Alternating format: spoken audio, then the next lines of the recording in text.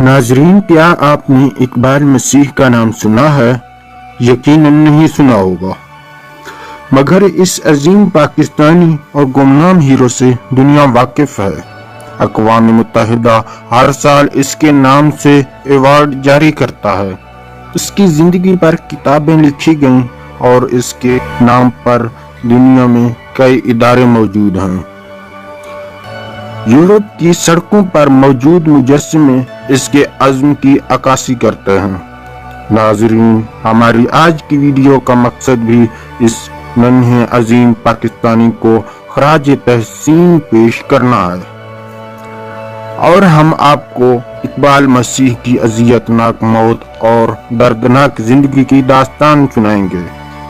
मगर आगे बढ़ने से पहले आपसे एक गुजारिश जरूर करते हैं, अगर आप हमारे चैनल पर नए हैं तो चैनल को सब्सक्राइब करें और वीडियो पसंद आए तो लाइक करके हमारी हौसला अफजाई करें। नाज़रीन, इकबाल मसीह सन 1983 में पंजाब के जिला शेखुपुरा में एक मसीही घराने में पैदा हुआ। इकबाल की वालिदा एक मकामी कारपेट फैक्ट्री में मामूली सी उजरत पर काम करती थी और यही मुलाजमत उनके घराने के गुजर बसर का जरिया थी। इकबाल की वालिदा ने उसके बड़े भाई की शादी के लिए 600 रुपए का कर्ज अरशद नामी एक मकामी ताजर से ले रखा था, जो वो बीमारी के बायस अदा न कर पाई और बदले में इकबाल को फैक्ट्री के मालिक के हवाले करना पड़ा। और फिर 4 साल इकबाल कारपेट फैक्ट्री में काम करने पर मजबूर हो गया। 6 साल तक इकबाल दिन में 14 घंटे तक काम करता रहा, मगर कर्ज था कि जून का तू मौजूद रहा। इतनी छोटी सी उम्र में ही इकबाल ने जिंदगी का बदसूरत रुख देख लिया था, क्योंकि फैक्ट्री का मालिक सिर्फ एक वक्त का खाना देता था और पूरा हफ्ता रोजाना 14 घंटे काम करवाता था। मगर इकबाल के हौसले बुलंद थे और एक दिन 1993 में 10 साल की उम्र में गुलामी की जंजीरें तोड़कर भाग निकला। मगर चूंकि फैक्ट्री का मालिक रसूख वाला था और पुलिस को रिश्वत देकर जल्द ही गिरफ्तार करवा लिया। कुछ दिन पुलिस के हाथों टॉर्चर करवाने के बाद दोबारा फैक्ट्री में काम के लिए कैद कर लिया।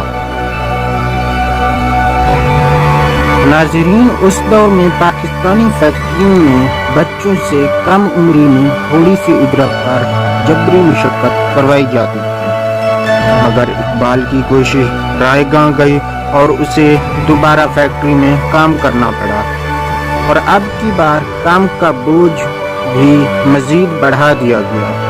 मगर इकबाल था जो न सिर्फ खुद आज़ादी चाहता था बल्कि हजारों बच्चों को भी आज़ाद करवाना चाहता था जो जुल्म का शिकार थे। और 1 साल बाद इकबाल दोबारा भागने में कामयाब हो गया। इस दफा वो खुशकिस्मती से चाइल्ड लेबर के खिलाफ सरगर्म तंजीम के पास जा पहुंचा, जिन्होंने पाकिस्तानी कानून की रोशनी में उसे गुलामी के तौक से निजात दिलाई। बाद इकबाल अपने ही जैसे तकरीबन 3000 नन्हे मजदूरों की रिहाई का बायस बना। इकबाल मसीह दोबारा फरार हुआ तो उसने अपने साथ लाहौर के 3000 बच्चों को भी सरमायादारों की कैद से आज़ाद किया। इकबाल मसीह ने 10 साल की उम्र में पहली बार बच्चों की आज़ादी की तहरीक की बुनियाद रखी, जिसका नाम बाउंडेड चाइल्ड लिबरेशन है। इकबाल एक लीडर बन चुका था, एक 10 साला लीडर जिसने सरमायादारों की फैक्ट्रियों से हजारों बच्चों को आज़ाद करवाया और जिसकी वजह से चाइल्ड लेबर पर पाबंदी लगी। 1994 में इकबाल को अमेरिका में मदऊ किया गया और चाइल्ड हीरो के अवार्ड से नवाजा गया, जिसके तहत सालाना 15,000 अमेरिकी डॉलर की तालीमी स्कॉलरशिप दी गई। बच्चों के हकूक के लिए काम करने वाली आलमी तंजीम ने उस हीरो को पहले सूडान और फिर अमेरिका में स्कूल के बच्चों से बातचीत करने के लिए बुलाया। وہ اپنے ہم عمر بچوں سے بہت ہی چھوٹا دکھائی دیتا تھا، مگر اس کا عزم بہت بڑا تھا۔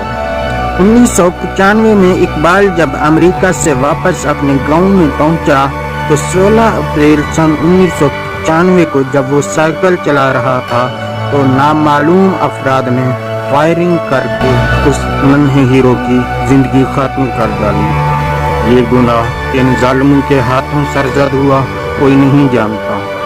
کچھ لوگ کہتے ہیں کہ اقبال کو اسی تاجر نے مروا دیا تھا جس کے پاس وہ بچپن میں کام کرتا تھا، جبکہ کچھ لوگوں کا خیال ہے کہ کسی مقامی کسان کو اس کی نیک نامی ایک آنکھ نہ بھائی، اسی وجہ سے اسی نے قتل کرایا۔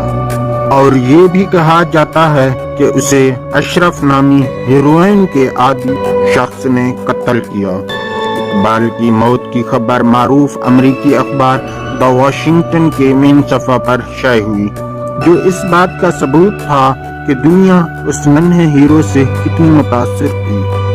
ناظرین، اقبال کی موت کے بعد کینیڈا کے مقامی نوجوانوں نے فری دی چلڈرن نامی تنظیم کی بنیاد رکھی، جبکہ اقبال چلڈرن فاؤنڈیشن کا بھی آغاز کیا گیا، جو جبری مزدوری کرنے والے بچوں کو علم کی روشنی کی طرف لانے کے لیے کام کرتی ہے۔ کینیڈا میں آج بھی اقبال مسیح کے نام سے چلڈرن رائٹ فنڈ ایشو ہوتا ہے۔ 2009 میں امریکی کانگریس نے سالانہ اقبال مسیح ایوارڈ کا آغاز کیا، جو دنیا بھر میں بچوں کے حقوق کے لیے کام کرنے والے افراد میں سے ہر سال کسی ایک کو دیا جاتا ہے۔ 2014 میں جب بھارتی شہری کیلاش کو نوبل ایوارڈ سے نوازا گیا تو انہوں نے بھی اپنی تقریر میں اقبال کو خراج تحسین پیش کیا۔ اقبال مسیح کا تذکرہ اطالوی مصنف کے فرانسسکو ناولز میں بھی موجود ہے، اور اس کی زندگی پر کئی ڈاکومنٹریز بن چکی ہیں، لیکن کچھ نہ ملا تو اسے اپنے ملک سے نہ ملا۔ پاکستان میں زیادہ تر لوگ اقبال کو جانتے ہی نہیں، اور یقیناً آپ نے بھی اقبال مسیح کا نام پہلی بار سنا ہوگا، کیونکہ ہم لوگ جس ملک میں بستے ہیں اس کا کنٹرول سرمایہ داروں کے ہاتھ میں، اور اقبال آواز ہے جدوجہد کی، ظالمانہ نظام کے خاتمے کی، اور یہ میڈیا اخبارات کبھی بھی اقبال کے بارے میں نہیں بولے اور نہ ہی بولیں گے۔ یہ سب سرمایہ داروں کے ہاتھوں میں ہے، پارلیمنٹ سے لے کر عدلیہ سے ہوتے ہوئے بیوروکریسی کے دروازے سے نکل کر میڈیا کے دفتروں تک ہر جگہ سرمایہ دار بیٹھے ہیں۔ نہ جانے ہم لوگ کتنے ہی اقبال کھو چکے ہیں، اور نہ جانے کب تک یہ سلسلہ جاری رہے گا۔